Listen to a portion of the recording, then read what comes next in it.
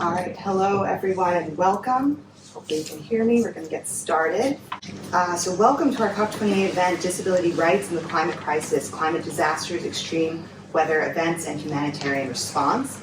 My name is Krakow. I'm a co-organizer of this event along with our speakers from Human Rights Watch, Emina, Ćerimović, and International Disability Alliance, Elham, Youssefian, who I will introduce in a moment. So I think many of you may know me from email and confirming the registration, and we're very happy. It's wonderful to see you here as part of this conversation today. At the start of COP on the second day during the start of the World Climate Action Summit as well, so lots going on.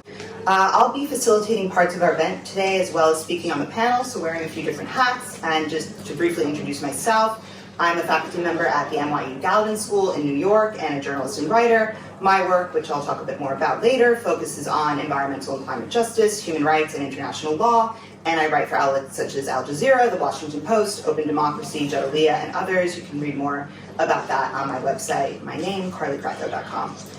We would like to thank OCHA, the UN Office for the Coordination of Humanitarian Affairs, for hosting the Humanitarian Hub to provide a forum for crucial discussions about the climate crisis in relation to humanitarian preparedness and response. Many people that helped out with facilitating today, but in particular Noor, who I think is still here somewhere, who has been extremely helpful.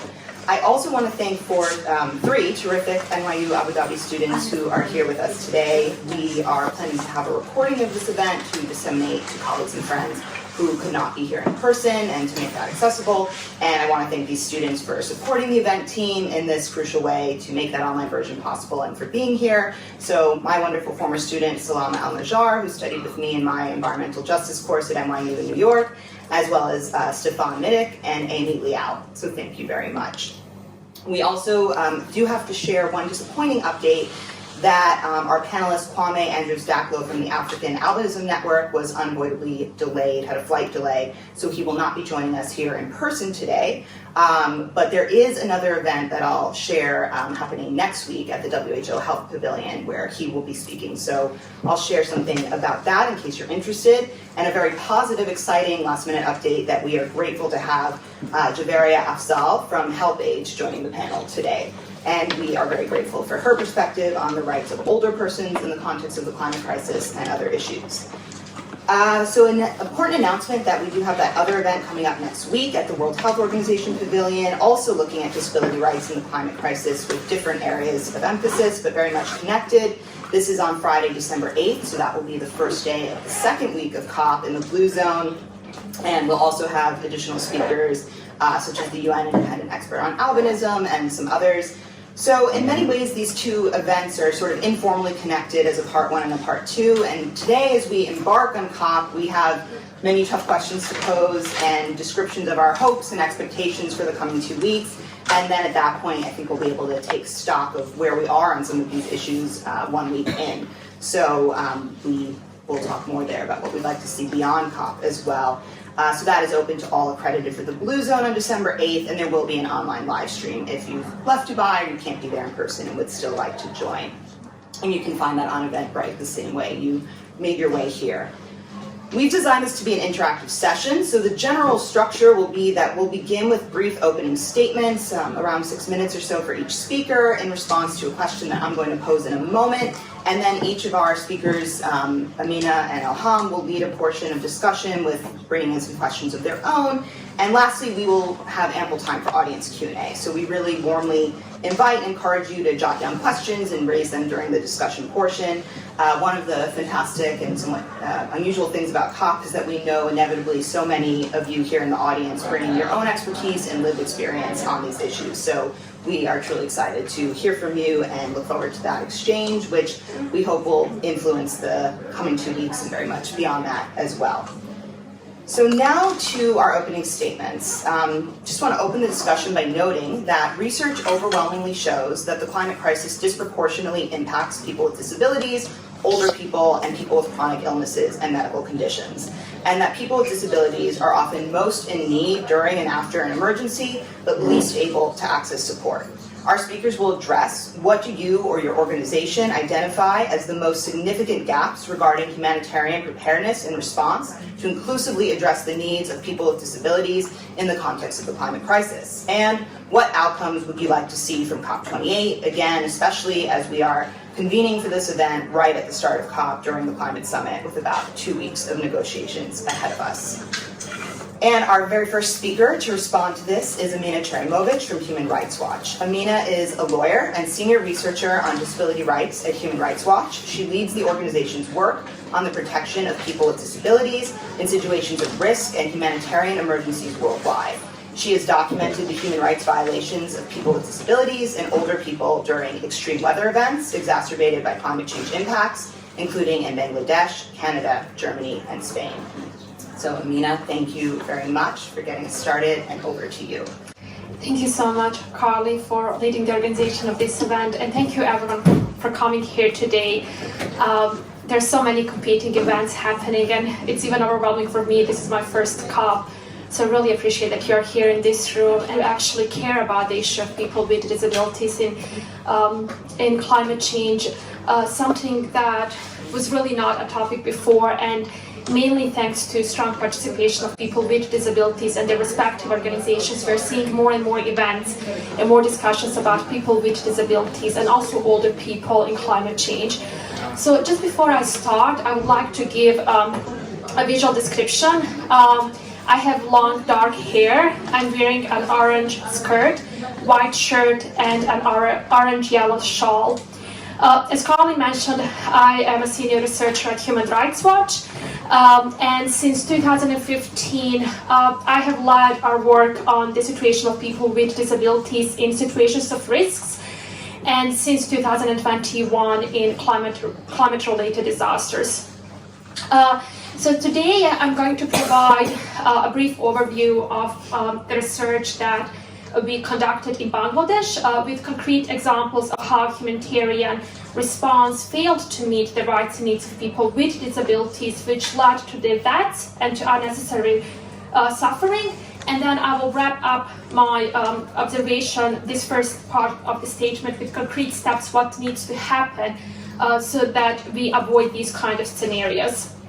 In the spirit of bringing voices from the ground, here today, I would like to share a story of Taslima, who was a 20-year-old woman with intellectual disabilities. She lived in northeastern Bangladesh together with her family.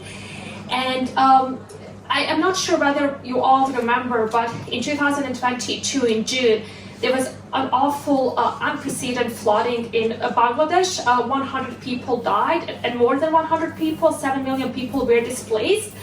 And many believe it was one of the worst flooding in Bangladesh history ever. And so during this unprecedented flooding, Taslima, who, as I mentioned earlier, has an intellectual disability, she tried to use a toilet near her home, not realizing that the toilet was flooded. So as she tried to use the toilet, she fell and she was drowning.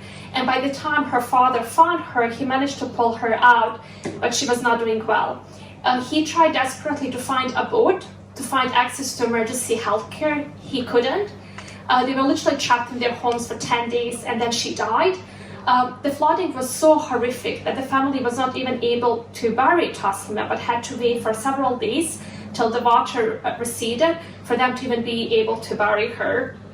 And unfortunately, Taslima's tragic death is not the only one. Particularly in Bangladesh, Human Rights Watch documented the cases of several people with disabilities, including 2 children, who died simply because they did not have access to evacuation, to emergency healthcare, to emergency shelters, etc. And those who survived told us about unspeakable hardship that they experienced to stay alive.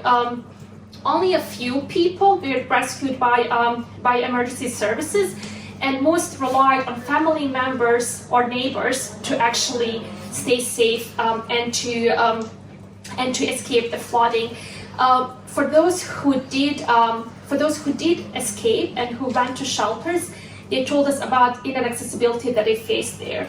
And that brings me really to the first point that I wanted to make, is that in all the research that we have done, we have seen a lack of inclusive response. a lack of inclusive humanitarian response to climate disasters. When it comes to planning, people with disabilities are an afterthought. That's something that we can say for certainty.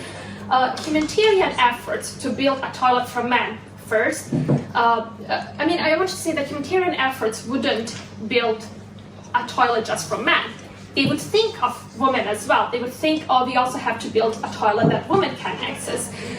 So similarly, they should also think of people with disabilities, especially since I have personally seen people with disabilities in refugee camps who had to crawl on the floor to access toilets, and same with climate crisis response. So in Bangladesh, when we conducted this research, one man told us how he had to crawl on the floor and up the stairs in order to be able to access toilets. And then when he got to the toilets, they were not accessible for someone with physical disability.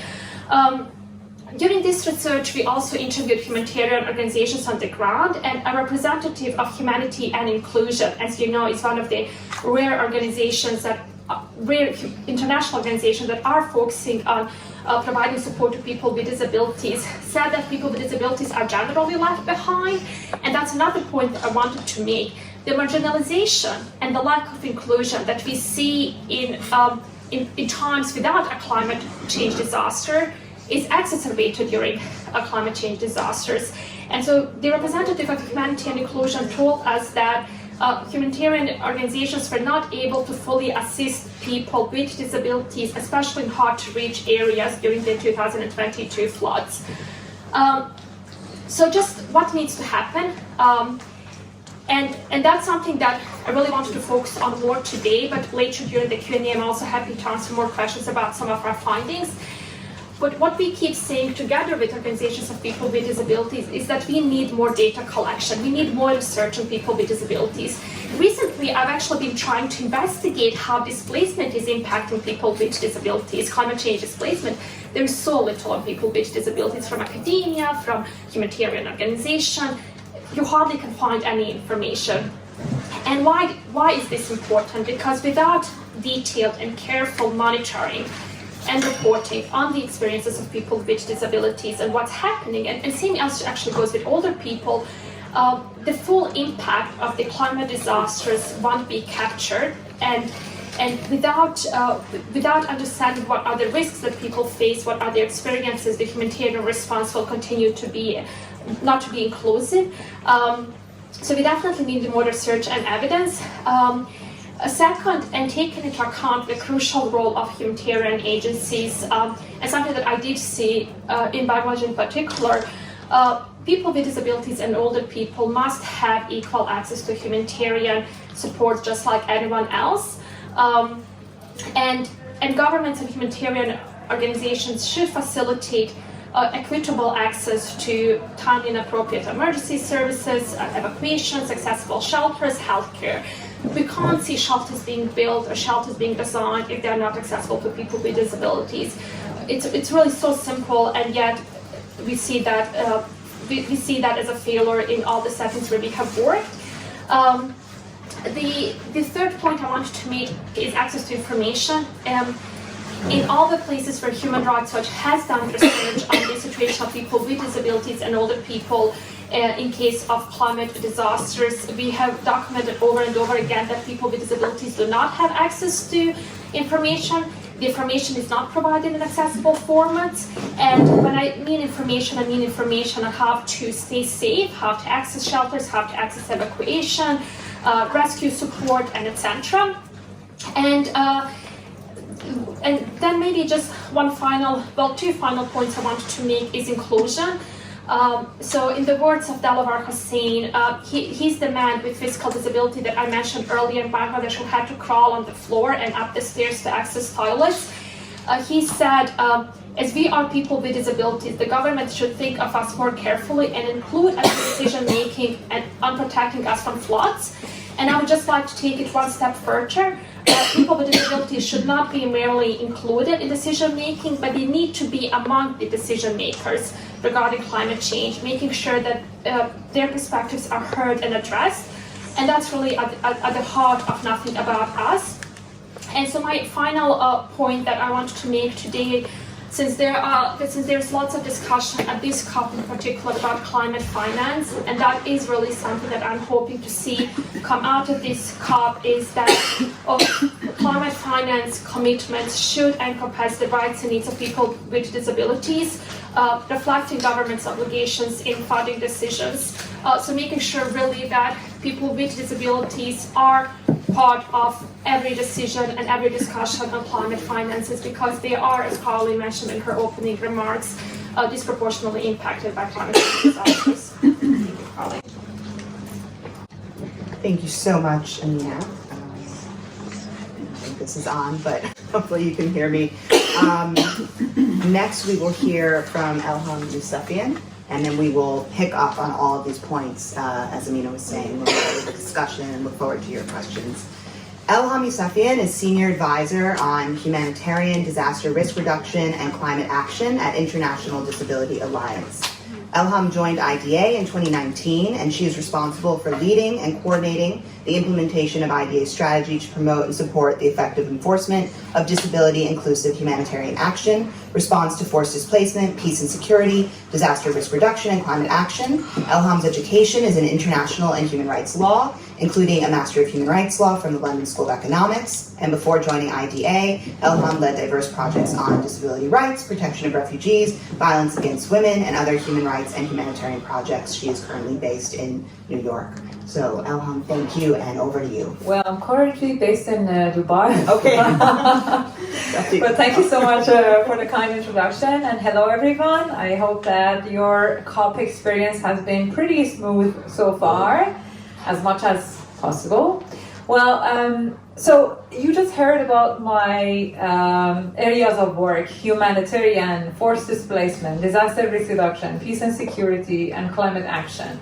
And that's exactly where I want to start. My points about the gaps that I have identified in my work. The lack of this nexus. My job, I mean, it's a very hard job. I'm coordinating tons of different portfolios. But with all the difficulties that this heavy portfolio has created for me, there is one big advantage, which is it has enabled me to see things from a holistic point of view, which unfortunately is one of the gaps that I have identified in my work so far regarding inclusion of persons with disabilities in climate-induced disasters, which is lack of nexus, lack of this holistic approach that these things are interconnected, especially in disability area. The connection between disaster risk reduction, between displacement, between humanitarian action, and like this acting in silos, which in areas like disability inclusion, because of the fact that we are facing systematic exclusion, shows itself even more. So the first gap that I have identified is that when we are, like from disability point of view, those who are advocating for inclusion of persons with disabilities usually lack this holistic approach. They usually look into the issue from a single angle. And then those who are working at international level or national level, like humanitarian responders, they only wear their humanitarian hat. Disaster risk reduction people only wear the disaster risk reduction hat. And when it comes to an issue like systematically excluded, like people with disabilities, this shows itself in being like pushed from, and the very little resources that we have is going to be even more scarce. So that's the first gap. And the second gap that I have identified is something that, as a person with disability myself, and as someone who has been advocating for disability inclusion for many years, I see as the root of all the problem, which is the attitude. The attitude that people with disabilities come next, not first, right? You go to a humanitarian organization and tell them people with disabilities do not have access to clean water. They say other people do not have access either. So they think that first they should address the general public, and then if there is extra resources and they have time and they have energy and they are being requested, they can work on disability inclusion. So disability is afterthought, which I want to come back right now and say as what should be done. What should be done is that people with disabilities should be included in the very first, not even among the first, even prioritized because of the systematic exclusion that I've been talking about. So this attitude that people with disabilities come next, and this attitude that disability requires a specialization. So sometimes you go to a wash expert, Emina talks about how a very basic human need, which is access to toilet, is a huge challenge for people with disabilities during disasters. But if you go to a wash expert and tell them, look, we face this problem for people with disabilities, they're gonna tell you, well, I refer you to disability organizations, you need to talk to them because these people are special. These people are particular. I don't know. I'm not educated how to support people with disabilities. This is something that daily I experience in my life. People think that dealing with people with disabilities require expertise. No, it just requires you believing that we are equal. And so that's the second gap, the attitudinal gap. And finally, lack of adopting what we call the twin track approach, which shows itself in budgeting, in planning, and implementing. Twin track approach means we both need specific measures to include people with disabilities, and we both also need mainstreaming. And this requires in budget. For example, when you're budgeting to prepare, unfortunately, emergencies is going to be part of the reality of humanity for the near future. And what we are seeing in global commitments to reduce the global warming, unfortunately, is not super, promising. So, disaster is going to be part of human life. And in order to budget for disaster response, for example, floods that Emina was talking about, droughts and heat waves, we need both specific budgeting for people with disabilities and mainstreaming disability budgets. So in disability, for example, we have something what we call universal design, which in my opinion is the missing part in disability inclusion. What does universal design mean? It means that they are designing this room. They think that there might be a person with disability who might need to come and sit on this stage with a wheelchair and provide their remarks. So when they're designing, they can easily put a ramp instead of the step, right? This is universal design. People without disabilities can also climb that ramp, and people with disabilities, so they don't need to do extra things. If in the beginning they design it in a universal, accessible way, they don't have to spend extra money to make it accessible afterwards. So the adoption of a twin track approach, in my opinion, is the third gap that I want to mention. I can go on and on, but I know that Carly's clock is ticking, so I stop by now. Thank you so much, Elham, for those really important points, and as you rightly said, a lot to pick up on, I think, during our discussion in Q&A, and a really important mix of the big picture as well as some tangible actions that can and need to be taken now, yesterday. So thank you.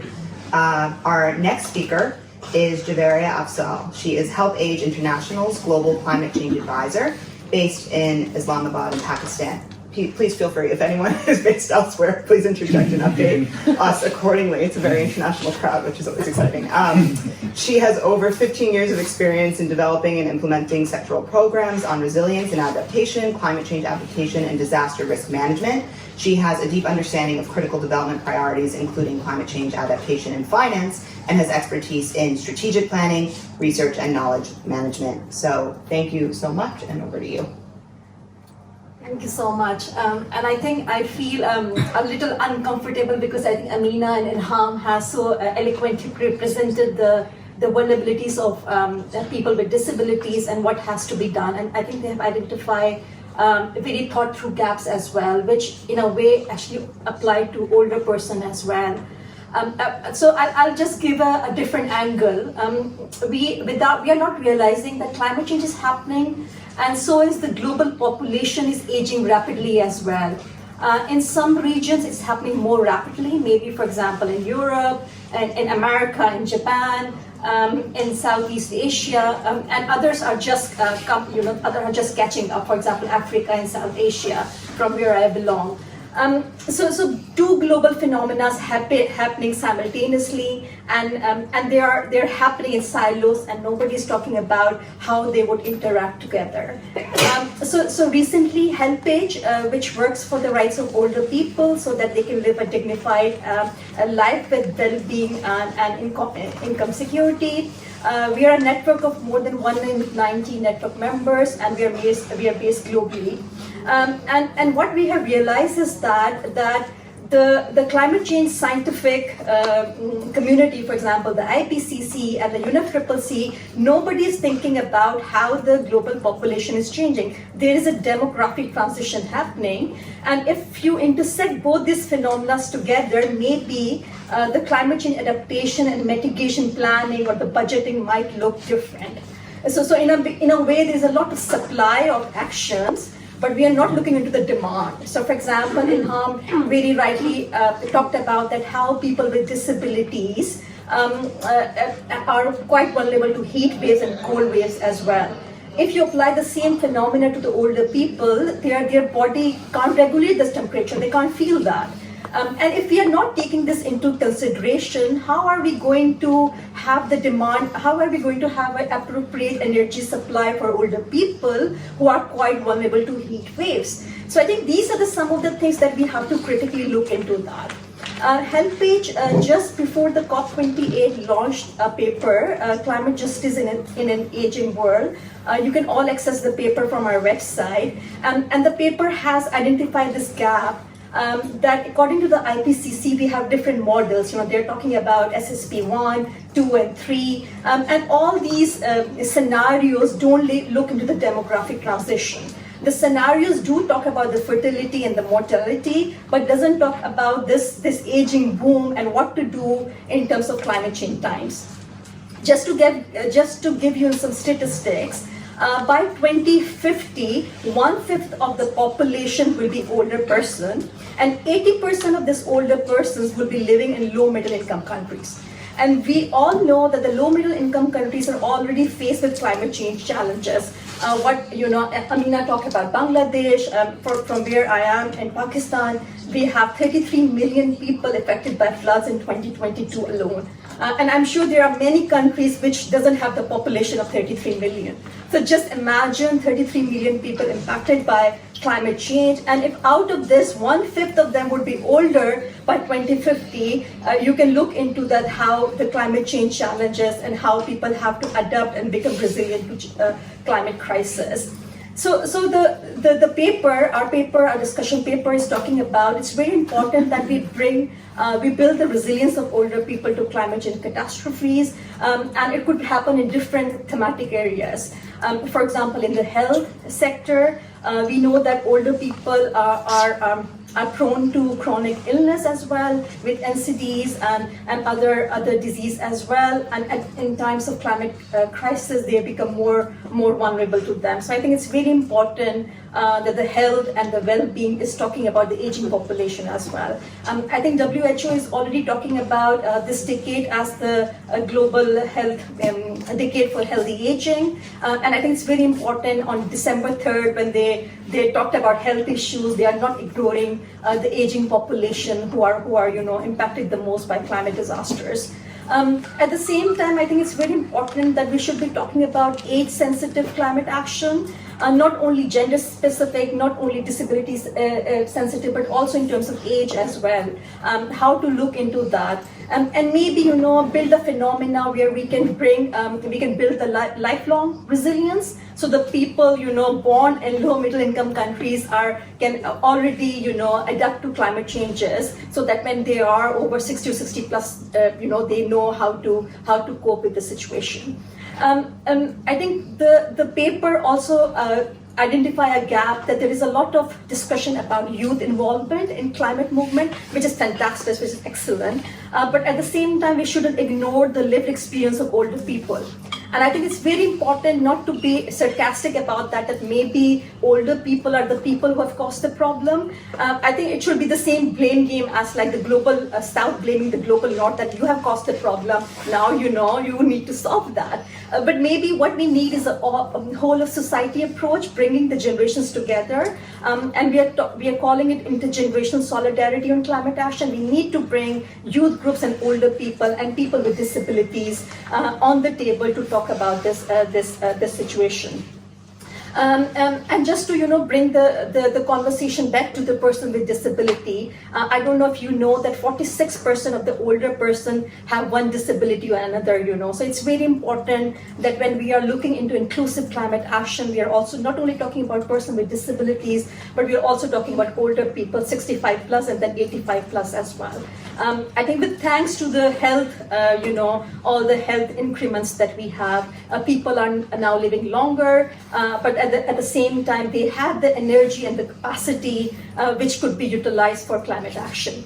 Just last point, but not the least, I think there is a lot of potential for the pension funds to be utilized in climate action as well. And maybe that's something that the finance sector can look into more detail as the discussion goes on and as the population become more aged.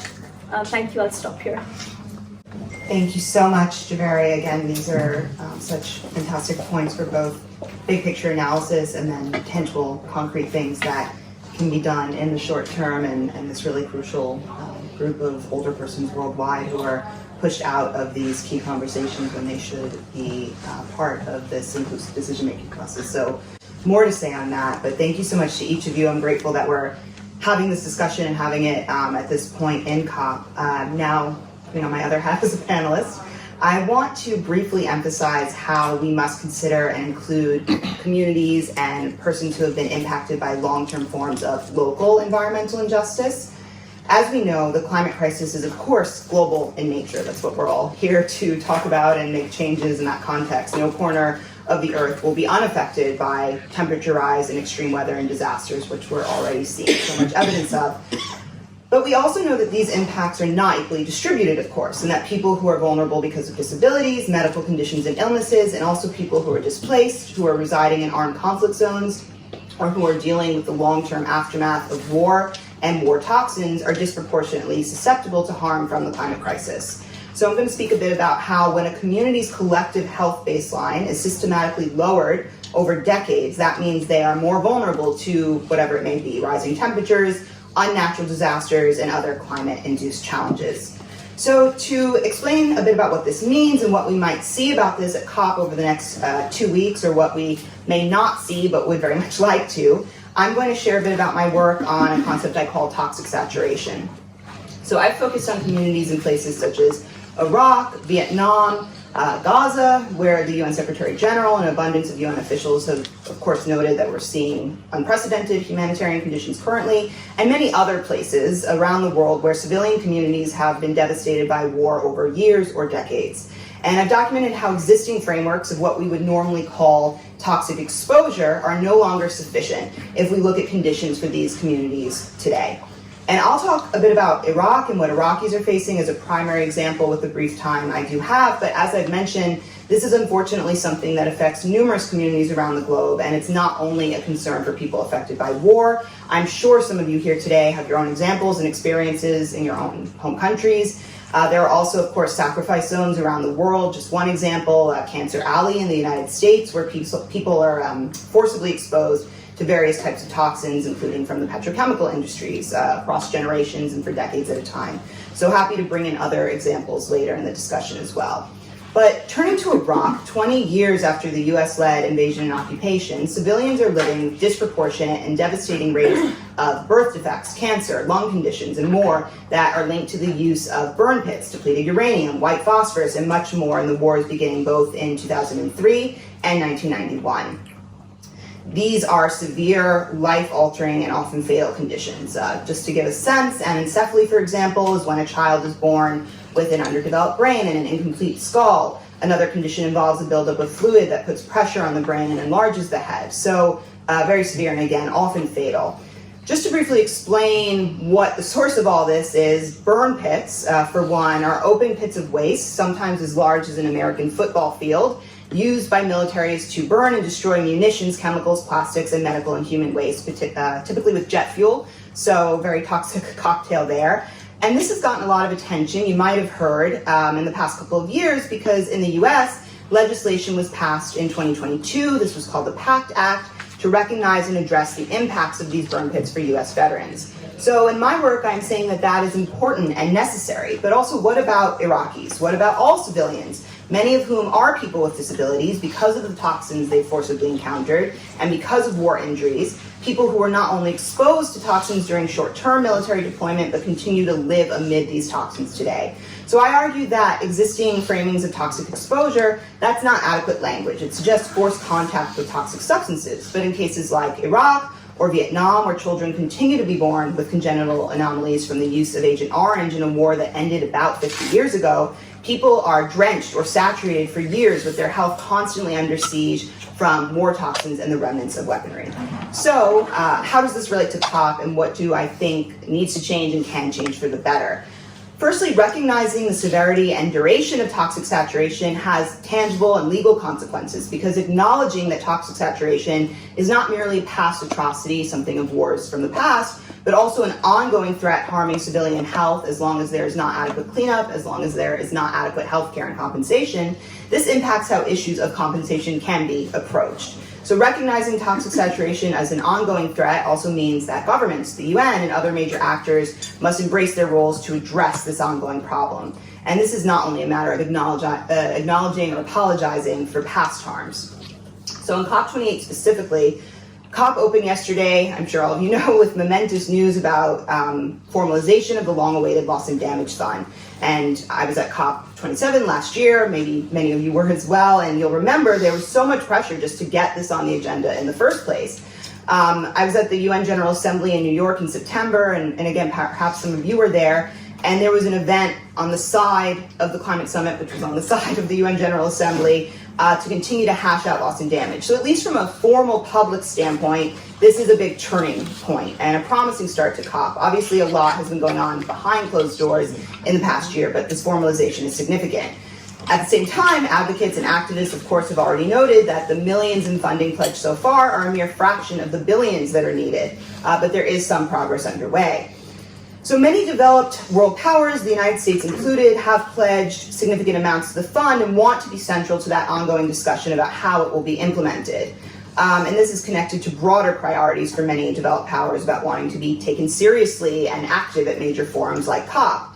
Notably at the Climate Summit in New York, major polluters were not invited, and instead we heard powerful remarks from heads of state and environment ministers from small island states and other actors who have taken an aggressive, proactive lead on loss and damage for decades.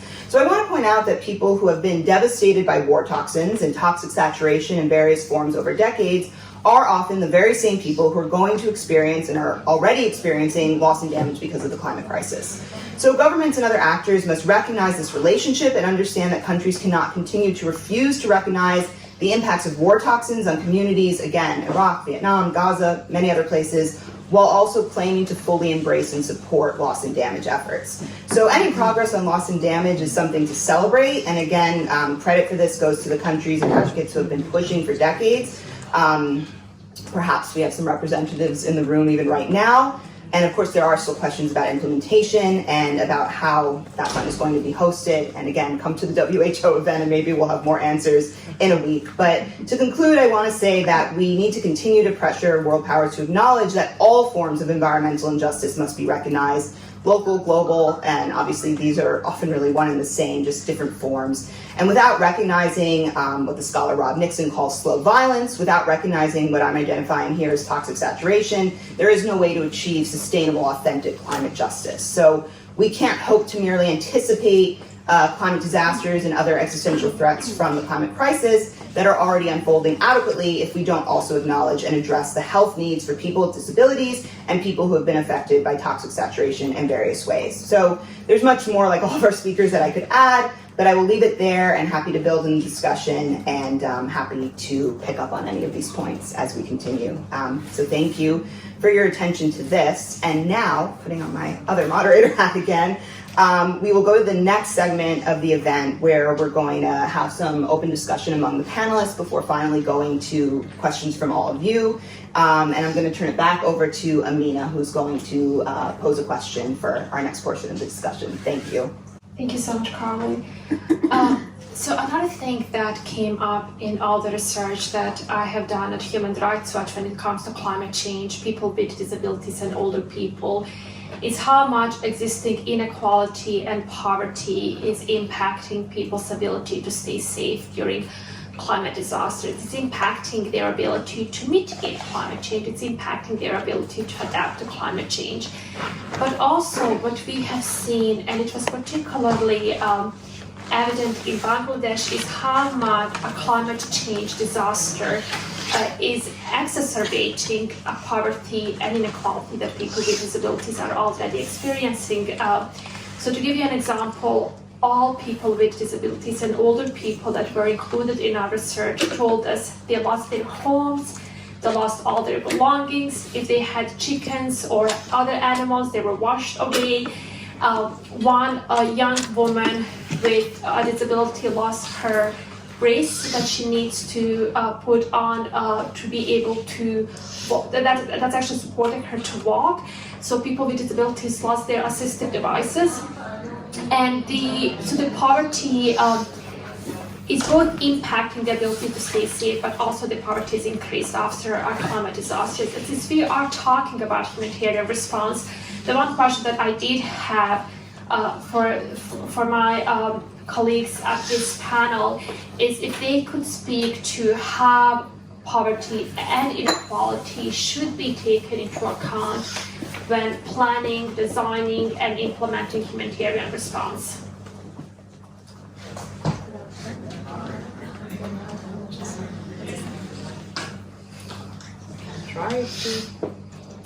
So I can try to start answering that question, Emina. Actually, it's a very important point that you're making. So whenever I talk about like the disproportionate impact of climate change on people with disabilities, we talk about how, because 80% of global population of people with disabilities are those who live in poverty, so that's a huge connection between the two, and the fact that people who live in poverty face the consequences of climate change first, are less likely to be able to find a solution, and even if they find a solution, that solution may cause actually additional barriers and challenges. But regarding the other part of the question, which is how this should be considered, I want to just expand one thing, which is disability-related costs. That is, in my opinion, a missing point in many humanitarian responses. So, for example, one activity that humanitarians do a lot is cash assistance, right? Providing cash assistance to people, also providing food, non-food items, and housing assistance, social protection schemes, things like that. All these things are being organized and planned in the best scenario by not forgetting people with disabilities. But the reality is that this is not enough, because exactly what you just mentioned about the intersection of poverty and disability, what we need is that these additional costs of disability, for example, the cost to purchase assistive devices, assistive technology, the personal assistant that the person with disability needs to be able to perform their daily tasks, additional costs because some people with disabilities, for example, require a different type of food. They cannot digest and consume like any type of food, for example, that is provided in food packages, items. The transportation costs that people with disabilities have because they cannot, for example, walk, many of them, not all of them, they cannot, some of them cannot walk longer distances. For some of them, they need to be transported with their assistive devices. So the cost of the medications that some of them have to use, the other medical requirements that they have, like for example, also the cost for their education, for women with disabilities as well, additional costs that they have, for example, to access to sexual and reproductive health. All these costs must be considered in the design, in the planning, and in the implementation of humanitarian response. In addition to disability costs, it should be also considered that the underlying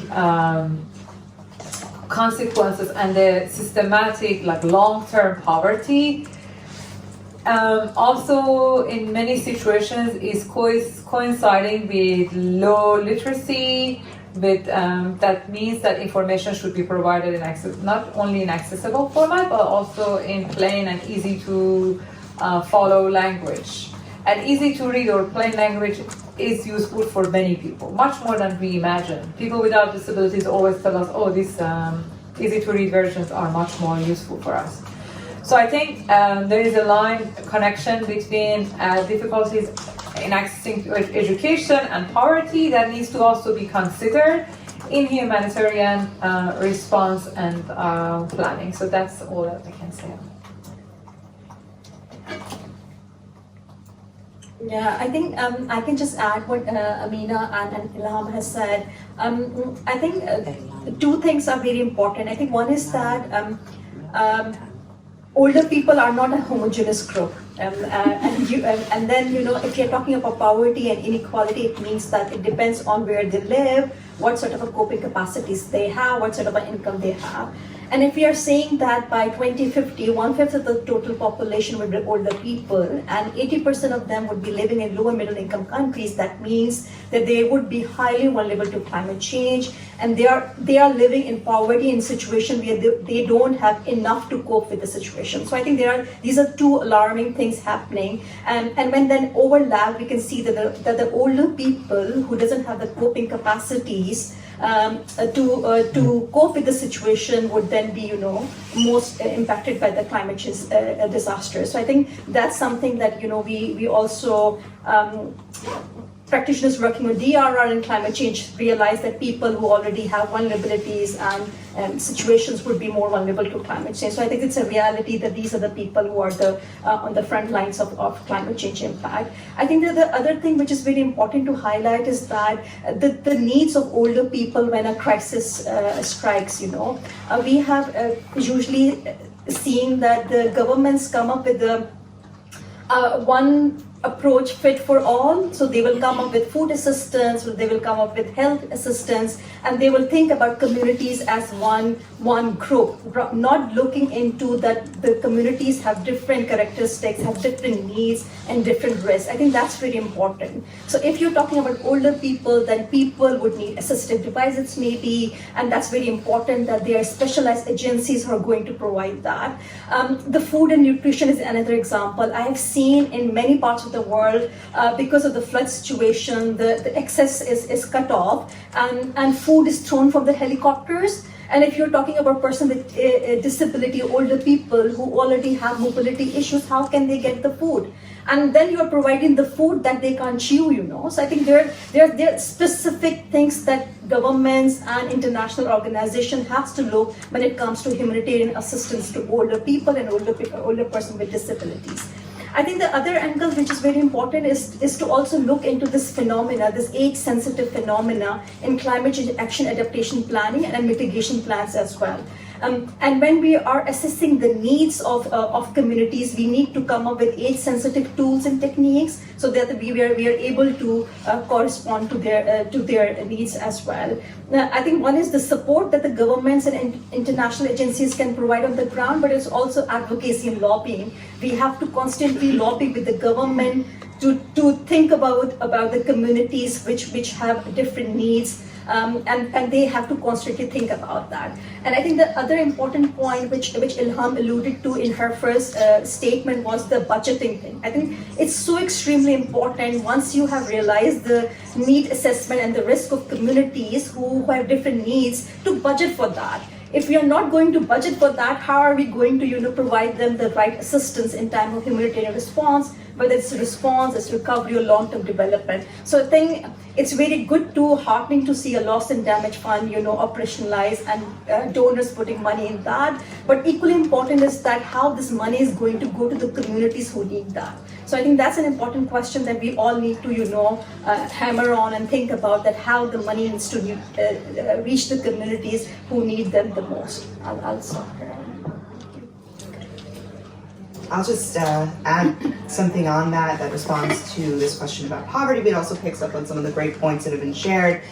I think a common link I see across all these remarks for sure is picking up on Elham's opening points about expertise and silos. And in addition to the disability rights context that we're focusing on today, this is something I've seen in various contexts I've worked in where specialization is something used as an excuse not to take action, as Elham was describing. So I'm thinking about conflicts or situations that are particularly geopolitically complex. And then I'm thinking of people with disabilities and illnesses who live within these contexts. So sort of a double form of marginalization. So how do we balance honoring and acknowledging in a positive and necessary, essential way the unique context of every situation while also not perpetuating this phenomenon of lack of hyper-specialized expertise being used as an excuse to not take action? And I think just briefly, and of course there's so much that could be said about this, but one key answer is inclusivity. Again, picking up on all these crucial points. It's consulting people with disabilities, with chronic illnesses and conditions, and their families, and having them as decision makers, not merely on the side. So actually valuing their experience, their expertise, and making things more inclusive in that way. So much more to be said, but I think we're also going to go to another question from Elham, picking up on other aspects of some of these issues.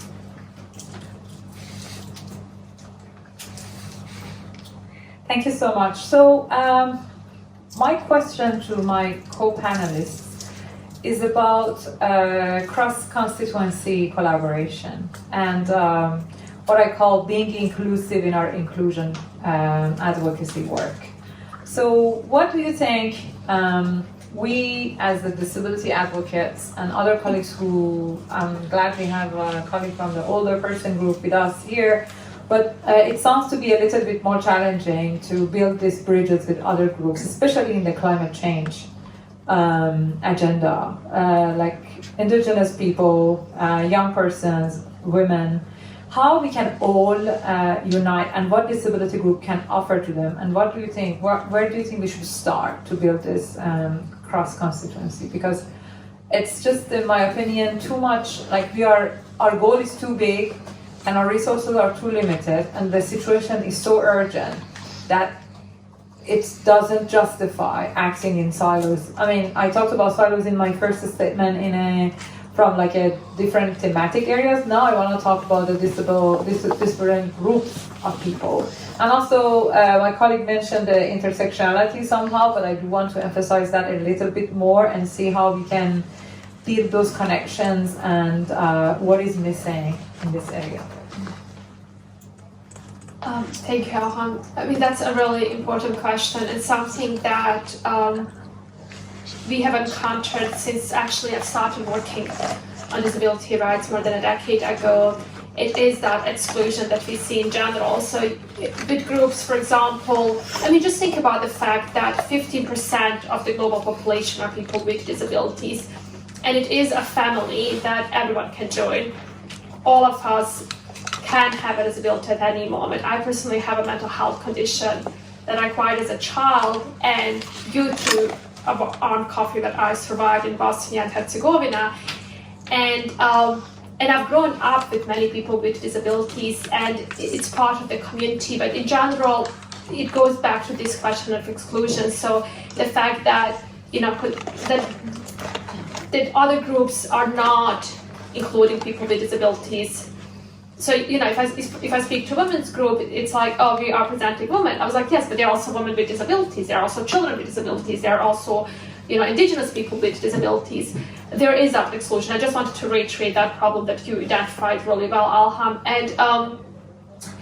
And honestly, it has been a challenge, even for us at Human Rights Watch, which is a mainstream organization. So we are not an organization of people with disabilities, to bridge that gap. And I think that the crucial first step that we have to take is really increase inclusion. And as I mentioned in the beginning, I'm honestly, like, even though there's still a long road to go, just the fact, Elham, that you are here, that there are so many people with disabilities who are attending this conference, that wasn't the case like even just 5 years ago.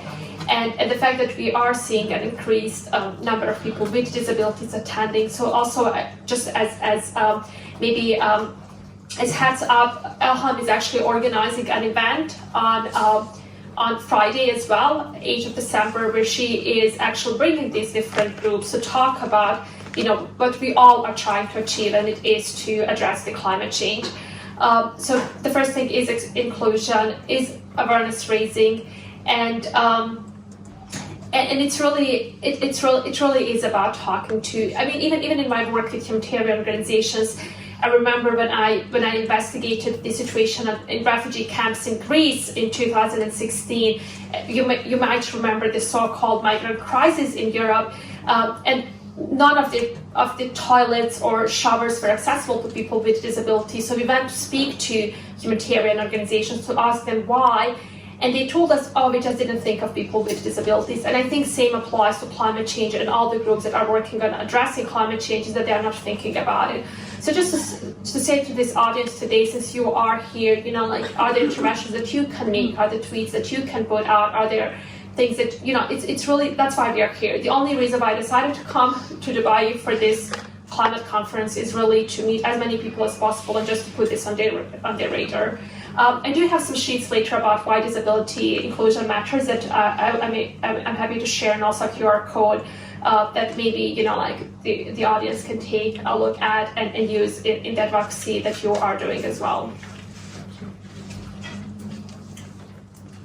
I think, Elham, you have posed a very important question, but it's very difficult as well. So for someone who has been working on climate change for some time, I think it's always very challenging how to bring all the groups and stakeholders together to talk about climate change. But I think we all should congratulate ourselves as well. I think there has been a long journey, but we have achieved quite a lot. Now we can see that people are more openly talking about different intersectionalities within the communities as well, and they're more open about that. So I think that's fantastic. So I can give you my own example. Coming from a climate change background, when I joined HelpAge, the first task I was given was that what HelpAge can bring on the climate change on the table. And I think it was very fantastic. The more I dig into the literature, the more research I done, I found more intersectionality elements that needs to be part of climate action so that they are inclusive. And I think I'll encourage you all to, when you're working on climate change planning projects, to think about that at every step, whether it's need assessment, planning, implementation, budgeting, monitoring, evaluation, or generating evidence. That's very important that we look into that. I think the other thing which is very important, is that if we want to bring all the constituencies together, whether it's indigenous people, older people, youth groups, we need to talk in easy and understandable language. I think one thing, so people coming from a climate change background tend to be very technical at times, which is very difficult for people, with laymen maybe. So it's very important that we start communicating in easy language so that people can understand, and they would, because all people are impacted by climate change. It's just that the people who already have vulnerabilities are impacted the most. So I think once we start doing that, the messaging would be more clearer, and different constituencies will come together and talk about that.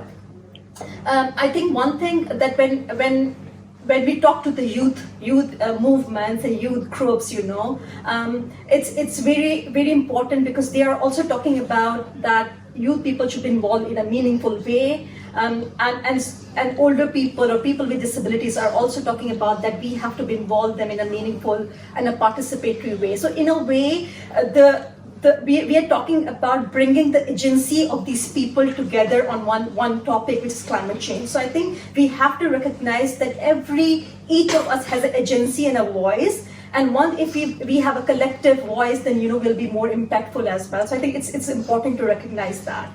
I think the other thing is the human rights angle. I think everyone has a human right. I have a human right, you have human rights, indigenous people have human rights, poor people have human rights. I think human rights framework gave us that that foundation where we can work on climate action as well. And I think if we look into this international instruments and legal instruments, I think they give us a legitimacy where all these constituencies can come together as well. So I think in a way we should congratulate ourselves as well, but I think that the challenge is bigger than, and I think we have to find ways how we can come together with a stronger voice on climate action and the commitments that work for the most vulnerable.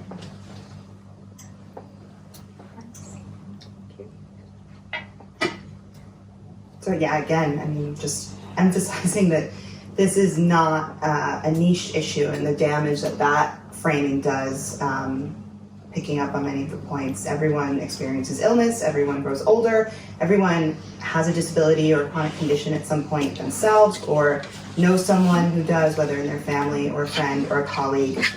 There is no one who is not affected or involved in disability rights in some way, even if they don't know it. So I think part of the advocacy we're talking about is increasing awareness, but in a very proactive way, not merely just acknowledging and making people aware, but actually doing this work to help people understand. And so we really appreciate everyone being here today and doing that work and being part of this conversation, which I think is probably a good point to transition to any questions that all of you might have, but did anyone else from the panel first want to respond on these points before we jump over to that? Okay, so yeah, I think there's much more we could all say if we're given the opportunity, but we do want to ask if there are questions from any of you. Thank you. So I see one here, and then we can go there. And yes, thank you. I think we have someone. Okay, we'll do it opposite. We'll go from the back front, and we have a mic. So thank you very much. Thank you. Was it me? Yeah, go ahead. Oh, okay, great. Hi everyone, my name is Youssefian and I'm from the World Blind Union, actually a founding member of the International Disability Alliance. I'm so happy to hear that Elham is in the panel today with us. I lead our global program for inclusive and accessible urban development, and we are increasingly focused on sort of taking a climate action approach, but with the accessibility lens on it, right? So strongly focusing more and more on accessibility considerations and universal design as part of resilience building and adaptation in urban environments. Because I think we can all agree that a lot of climate action needed also has to come from the local level. That's where the action, to some extent of course, has to happen. It requires a multi-governance approach, multi-level action, all of that. Two things. When it comes to ensuring more inclusive humanitarian action, I think that a lot of efforts has been going in looking into, how do we ensure inclusion in programs, data disaggregation and things like that. But one comment on that is also how to look on how do humanitarian actors internally as organizations break down accessibility barriers, because ultimately how an organization operates internally will of course influence the extent of how inclusive programs can be, regardless if it relates to children, persons with disabilities, older persons, and intersecting groups. From our program perspective, ensuring accessibility is a strong component in resilience. Of course, also lowers risk. I could go on and on, but one question I do have for the panel is, now when the member states has finally agreed to really move forward on the establishment of the Loss and Damage Fund, how do you see the role of the organized constituency of persons with disabilities in the operationalization of the fund, both at national but also at local levels? So thank you for that.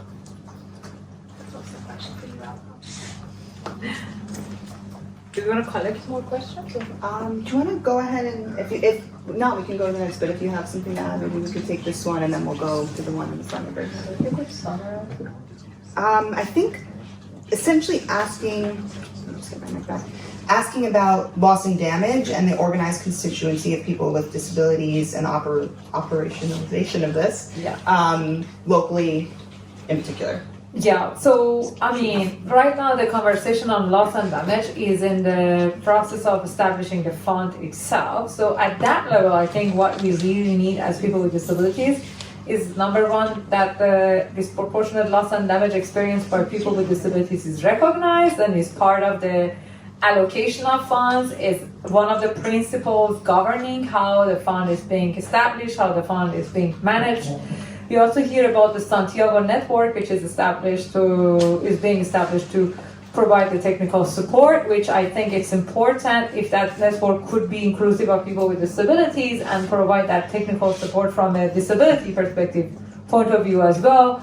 They are in the process of establishing a advisory board, which I think it would be super important if we can get some persons with disabilities and organizations representing them on that advisory panel so that they can make advice on, okay, you are dedicating this fund to address loss and damage in this particular country.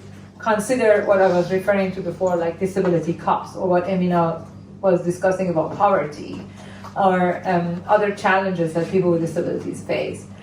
At local level, I think what is important again is I think the journey starts by recognition, because sometimes people don't recognize the problem, so they don't act to find a solution.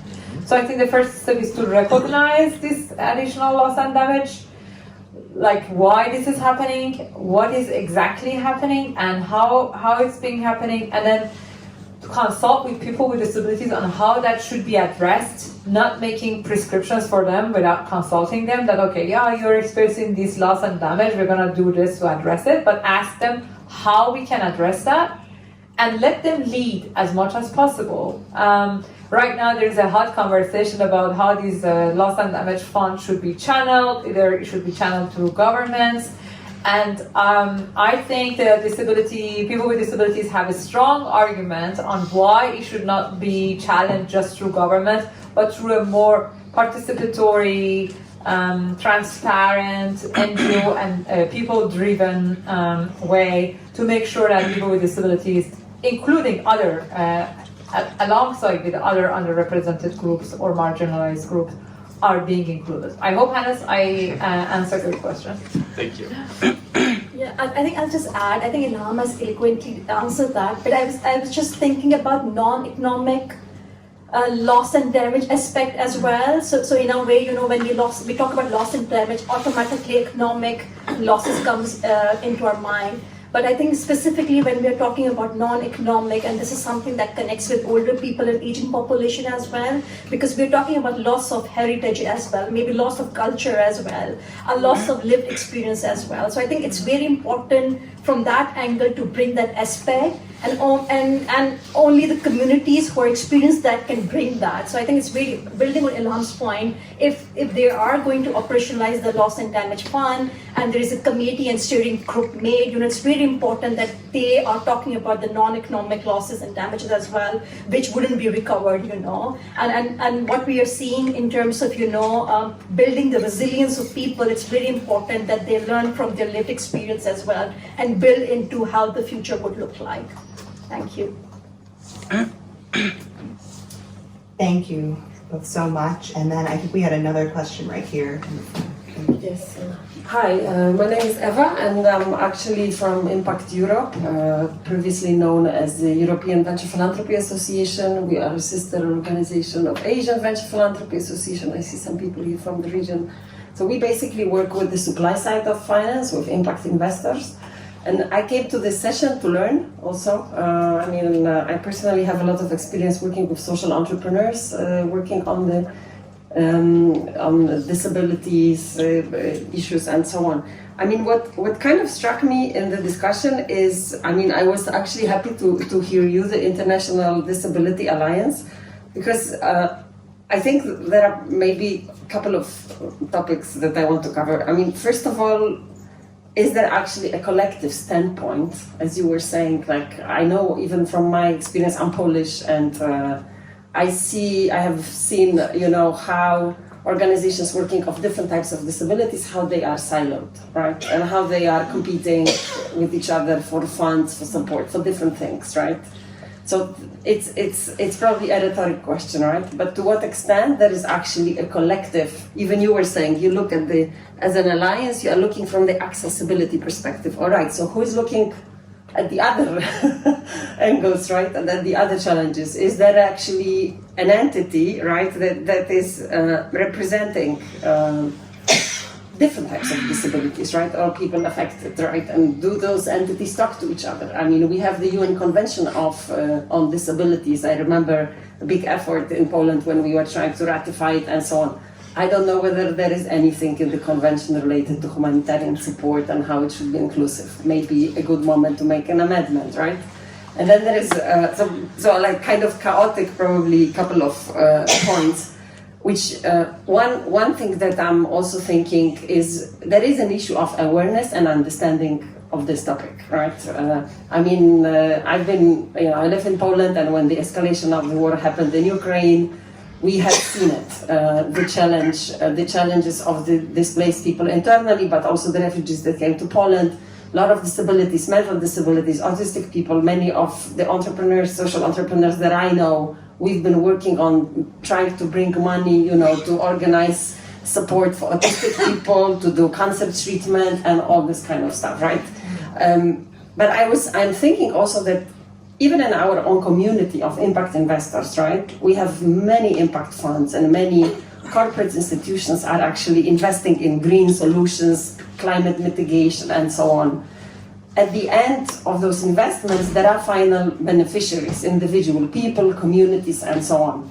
I think nobody really takes into account that in those communities are people with disabilities and how this topic of inclusion, right, or solutions that those investors are investing in should also include people with disabilities, unless they maybe have a local partner, unless maybe, that, I don't know, someone mentions this, but I think the understanding is simply not there.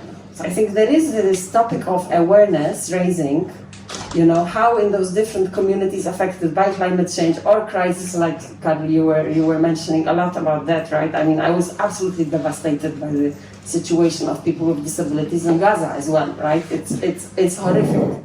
So, but I think coming from, let's say, the investor side, and also because I'm also working on mobilizing a lot of funding for entrepreneurs working on the ground, but I think it's not there. It's either you support a company that is focusing on, employment, work integration of people with disabilities, or you support communities that are affected by climate change, for example. But the fact that in those communities are people with disabilities that may need different type of support, I think it's not there. So I just feel like there is a lot of work to be done. And then again, who is supposed to do this work, right? Is there, an entity like the Alliance or some other organizations, right, that should mainstream this topic? I would be super happy on our next event, our European event for impact investors next year, where we bring 1,000 investors, where we actually bring this topic, right, to this audience so that they kind of start to think about it, right? I mean, that's why I am here, completely new to this topic in a way. But I don't know if there is anything going on in this direction. So representation, which is the one, and then is really awareness raising, understanding, in a broader audience, right? Rather than the people that, it's like speaking to converted. I also face this quite often. So apologies for long. No, thank you so much. Can I? Yeah, absolutely. And then we, if you see another question, so let's go to Elham on this and then take another. Yeah, I try to be quick. Thank you, Eva, for asking that. Actually, you gave me the opportunity to introduce my organization, which I skipped in the beginning. So the International Disability Alliance, as the name suggests, is the alliance of organizations of persons with disabilities. In our board, we have 8 global and 6 regional organizations of people with disabilities. And by 8 global, Hannes mentioned they are one of our members, which is the World Blind Union. We have World Federation for the Deaf.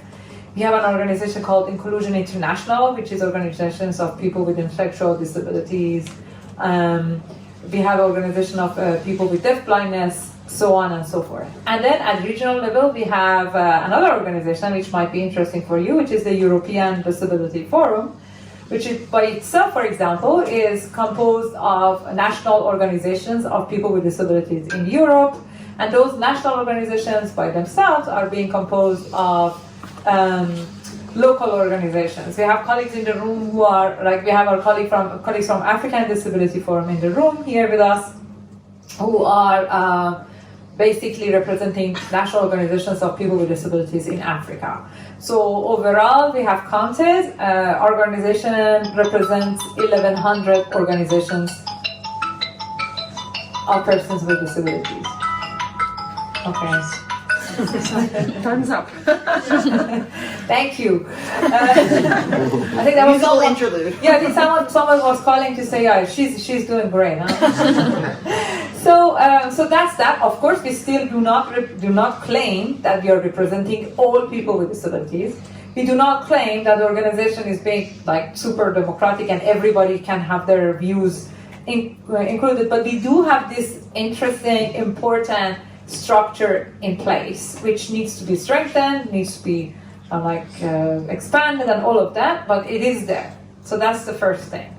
And then you had another point about the Convention on the Rights of Persons with Disabilities. Very briefly, I actually want to mention that the United Nations Convention on the Rights of Persons with Disabilities is actually one unique human rights instrument that does have an article referring to humanitarian action, which is Article 11 of the Convention, which requires all governments to make sure that people with disabilities are included in response to situations of risk and humanitarian emergencies. This article is super important, and that's actually why I got my job in the International Disability Alliance. I'm someone who is responsible to implement and advocate for implementation of this Article 11. But your third point about investment, absolutely. I mean, it is something that I did mention about budget. I think that's the main problem that we face, that those who have the money and those who are considering where and on what to invest are yet to be sensitized on disability inclusion, and we really need to convert them. So I couldn't agree with you more on the fact that we really need to talk to those investors. And I'm really happy that you are here, and I'm sure you're going to be our messenger and ambassador starting from yesterday, to talk to those people and try to sensitize them. And I encourage you in your respective regional context to contact the European Disability Forum, which is super active. They're based in Brussels, to work with them on sensitizing these investors, because at the end of the day, we need money for anything that we want to do. So that's super, super important. I thank you, and I'm happy to continue the conversation afterwards. Okay. I don't know if it's an important point or not. So the question you asked, I was just thinking about the disaggregated data. So the projects that your company is investing in, are we asking the projects to provide the disaggregated data or not? So disaggregated in terms of the communities that they are targeting. Do they know how many men are they talking, the women, the children, the people with disabilities, or the older people? So I think we should be demanding to give disaggregated data that will give you a true picture of what they are working on. It's the diversity and the inclusion. Exactly. But I still think that for many, like for the Global South, the focus is on youth and women. Okay, but disability is not so much emphasized. That's what I mean, right? So the diversity inclusion is there, it's in the due diligence and all this, but let's say that this would not be that emphasized. Yeah. So maybe as part of the disaggregated data, we, as an international community, we should encourage to have other columns there as well. And I was also thinking about the ESG angle, the environmental social governance angle as well. So I think in terms of, if we unpack this angle, so maybe the disability angle and other angles would come in as well. I'm not an expert in that, but I was just thinking maybe that's something that needs to be taken into consideration as well. I think we can go to next. Thank you. Yeah, I know we had another hand up, and yes, the person has a mic. Great. Thank you very much for your insights and for taking the questions that have so far been asked. My name is Ćerimović Samba. I'm the Human Rights Advisor of the World Blind Union. So I have two quick questions that I would want the panel or anyone in the plenary to help us dispose of. The first one being, and building on the conversation that you've just had now, is to say beyond funding, or financing, where else do we place the private sector or businesses in this conversation that we are having?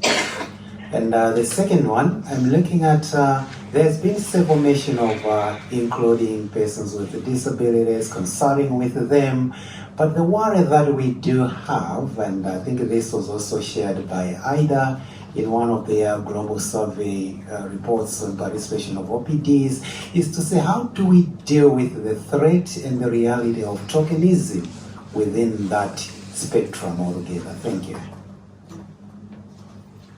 Carly, since we don't have much time, do we want to take any other questions and then we can go to answering this one? Yeah, no, that's Are there any other a good questions? idea. If there is anything Yeah. else, we might have seen a hand. I think we can squeeze that in. Over here, yeah, thank you. And then you can answer both. Great. Hi, I'm Sheila from the Philippines. I'm a woman with visual impairment. Actually, it's not a question but a comment regarding the disaggregation of data. It's important that we collect not only the prevalence of disability, how many have visual impairment, how many are deaf, women, men, children, and people with diverse gender, sexual orientation, gender identity expression, and sex characteristics, but we also talk about what are the barriers faced by these people with disabilities, because not all people with disabilities have the same accessibility requirements and support requirements. So it's important that we know what are the barriers that they face and also the support, particularly the support that they need. That is important not only in case of humanitarian emergencies, but also can be accessed as part of the local data, can be used for social protection measures and other programs and services that would help the person with disability participate fully in their communities. Thank you. Okay, thank you. If there is any last question we can squeeze in, if not, let's go to Emina to respond. I think you wanted to jump in there. Thank you. No, thank you so much, everyone. And just for the question about the private entities, it is a really good question. And same, with the question about tokenism as well. So I'll try to answer both of them at once. So it is really, take into account how much private entities are, they are responsible a lot for climate change. They're also trying to address climate change, and it is how do we reach them, and how do we actually ask them to ensure meaningful inclusion of people with disabilities through employing them, through ensuring accessibility. And I think that's the one thing that I really wanted to focus on, because it is something that we can call for and that can be done, and it is accessibility. I think private entities, as Elham mentioned earlier with the example of this stage up here, I'm not thinking about universal design, I'm not thinking about accessibility, inclusion of people with disabilities in the workforce, and tying it back to that statistic that Elham shared earlier, where 80% of people with disabilities live in poverty.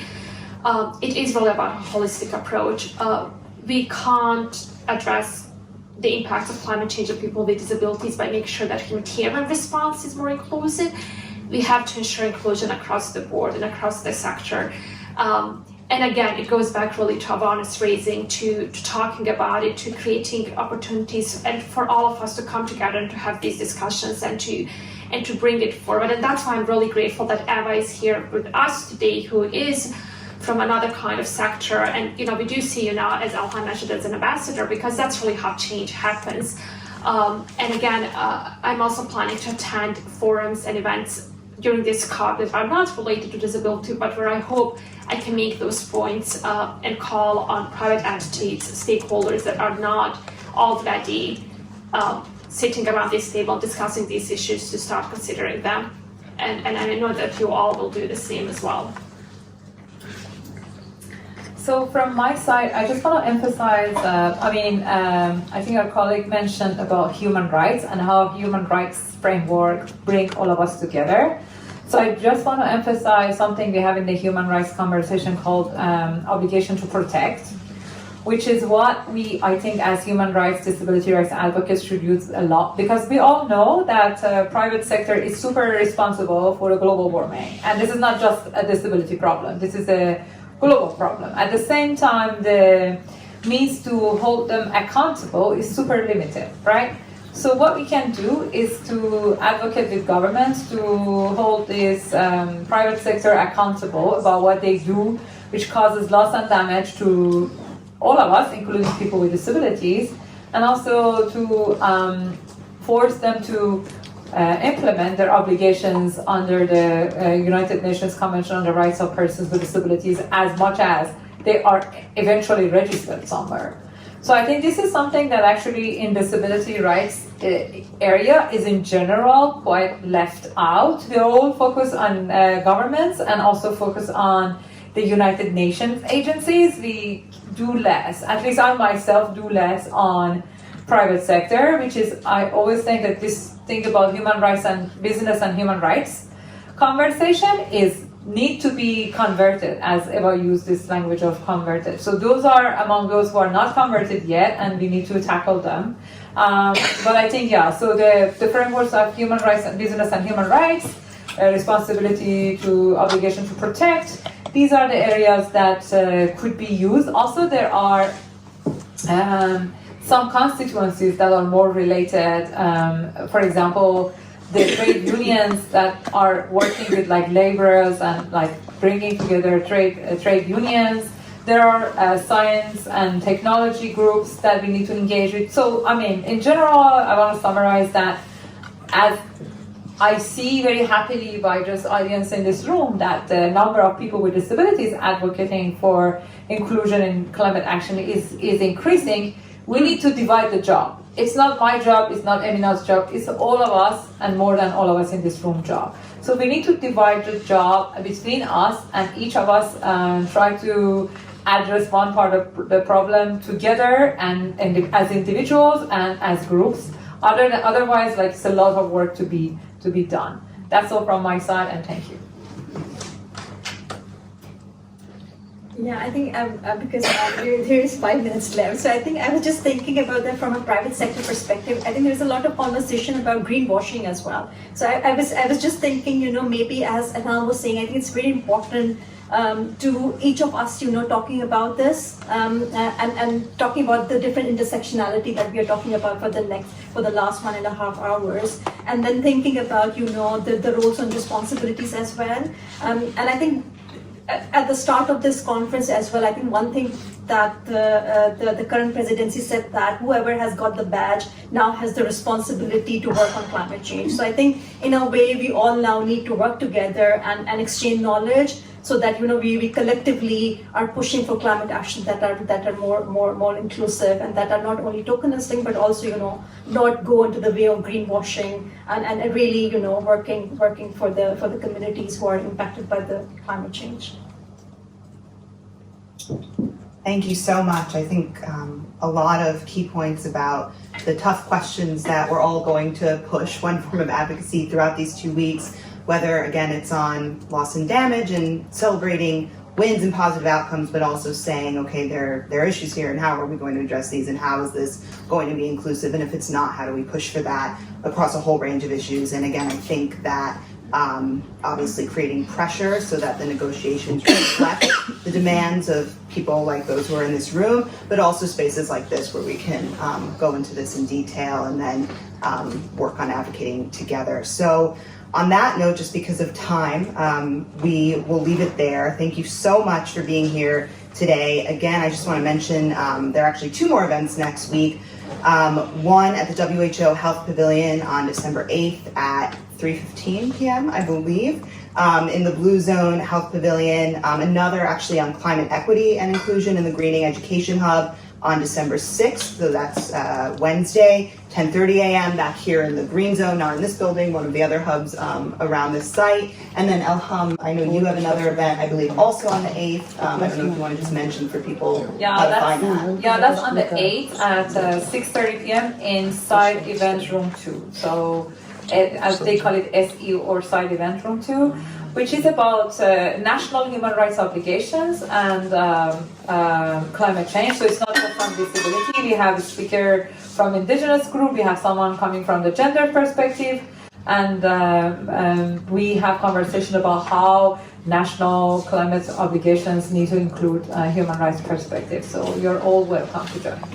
Thank you, and I hope I'm not overstepping, but please ask Elham if you want any more details about that. For the two I mentioned, you can find them on Eventbrite the same way you found your way here, and please feel free to ask me if you are interested in learning more and joining those. And we really thank you again for being here. Wishing you all luck at COP, the highs and the lows, and hope to see you again throughout the coming 2 weeks and beyond. And thank you so much to all my co-panelists.